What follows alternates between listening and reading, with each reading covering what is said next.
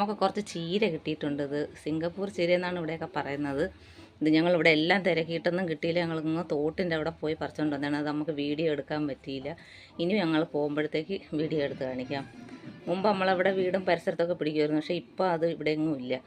അപ്പം ഞാനും അണ്ണനും ഇവിടെ തിരക്കി പോയപ്പോൾ തോട്ടിൻ്റെ വയലിൽ നിന്ന് ഞങ്ങൾ പറിച്ചുകൊണ്ട് വന്നു. ഇനി ഇത് നമ്മൾ തോരൻ വയ്ക്കാം. നമ്മൾ നന്നായിട്ട് കഴുകി എടുത്തിട്ടുണ്ട്. ഇനി ഇങ്ങനെ ഇറുത്തെടുത്തിട്ട്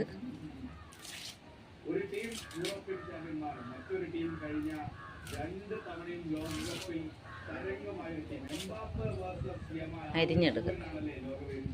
ചെറുതായിട്ട് അരിഞ്ഞെടുക്കുക. ഇതിൻ്റെ ഇലക്ക് ഇച്ചിരി കട്ടിയാണ്, അപ്പോൾ നമ്മൾ ചെറുതായിട്ട് അരിഞ്ഞിടണം.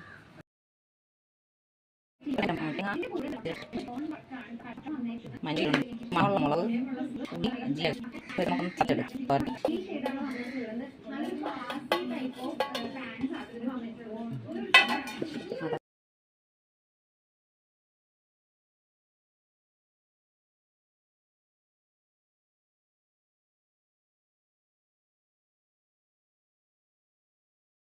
നമ്മൾ അരപ്പം റെഡി ആയിട്ടുണ്ട്.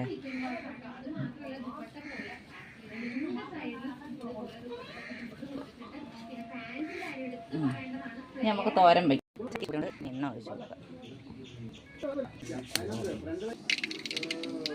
കറിവേപ്പില ഇടണ്ട, ഇല ഇല്ലേ, അപ്പോൾ കറിവേപ്പില ഇടണ്ട. കടീര ഇട്ട് കൊടുക്കാം.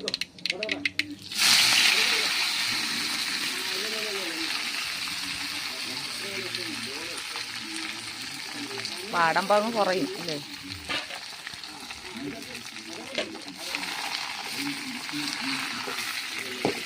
പക്കടായിരിക്കണം.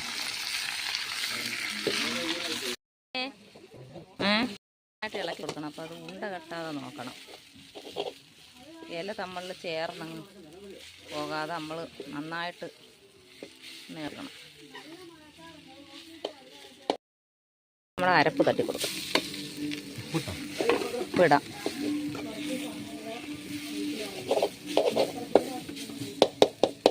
ഉപ്പിടട്ട്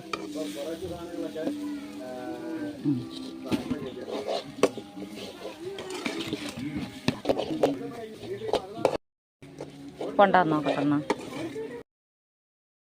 നമ്മളെ അകത്തിച്ചീര തോരനൊക്കെ റെഡി ആയിട്ടുണ്ട്. നമ്മളെല്ലാവരും ചോറ് കഴിക്കുകയാണ്. അണ്ണം കഴിക്കുന്നു. ഞാനും വങ്കട മീനാണ് കിട്ടിയത്. വങ്കട കറിയും കിഴങ്ങൂട്ടാനും പിന്നെ വങ്കട പൊരിച്ചത്, പിന്നെ നമ്മൾ സിംഗപ്പൂർ ചീര